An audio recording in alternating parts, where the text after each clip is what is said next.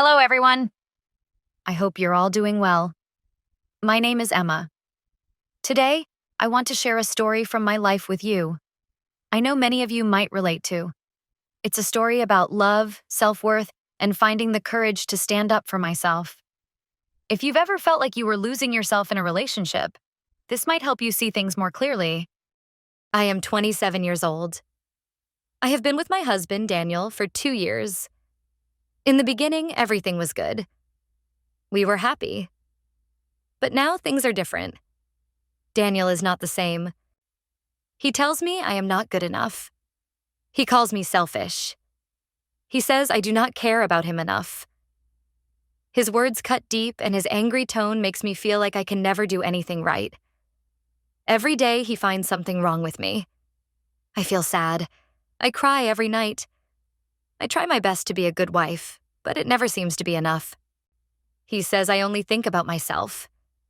He tells me I should do more for him and his family. I try, but nothing changes. I want to make him happy, but he is always angry with me.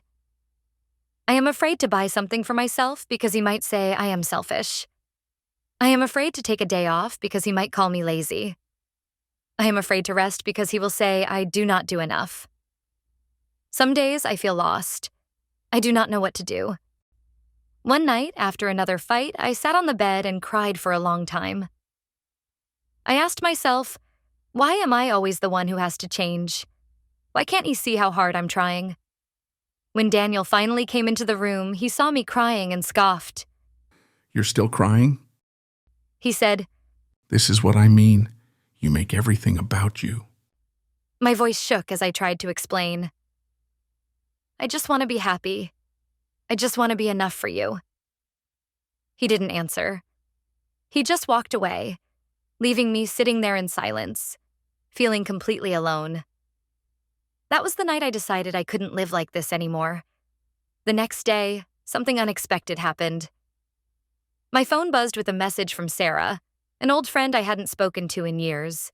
Hey, Emma, I just got back in town. How have you been? For a moment, I hesitated. Should I respond? I hadn't talked to Farah since before I married Daniel.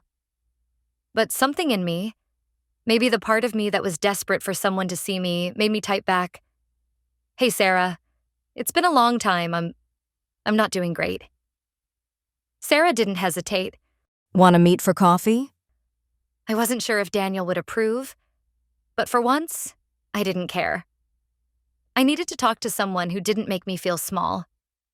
When I met Farah at a small cafe, she took one look at me and frowned. Emma, you look tired. I forced a small smile. Yeah, it's been a rough time. We talked for hours. At first, I tried to hold back, but eventually, everything spilled out. How I felt like I was never good enough. How Daniel's words had broken me. How I was afraid all the time. Farah listened without interrupting, without judging. And when I was done, she simply said, Emma, this isn't love. Love doesn't make you feel like you're drowning. You deserve better. Her words hit me harder than I expected. I had been so caught up in trying to fix things, trying to be what Daniel wanted, that I had forgotten something important. I deserved to be happy too. Over the next few weeks, Farah became my anchor. She called me every day, checking in on me, making sure I was taking care of myself.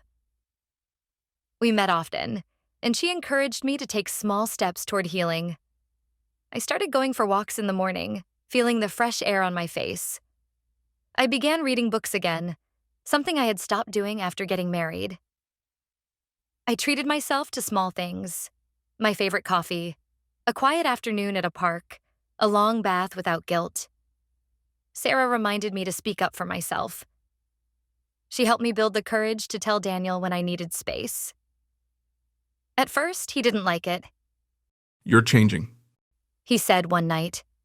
You're not the same woman I married. For the first time, I met his gaze without fear. Maybe I was never supposed to be the woman you wanted me to be.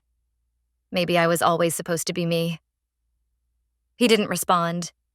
He just stared at me. And in that silence, I realized something. I wasn't afraid anymore. I don't know what will happen next. Maybe Daniel and I will fix things. Maybe we won't. But for the first time in a long time, I am choosing myself.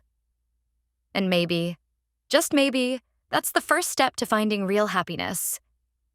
And here's my message to all of you.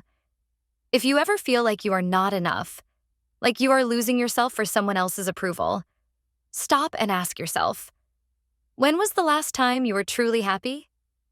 Don't be afraid to put yourself first. Love should build you up, not break you down.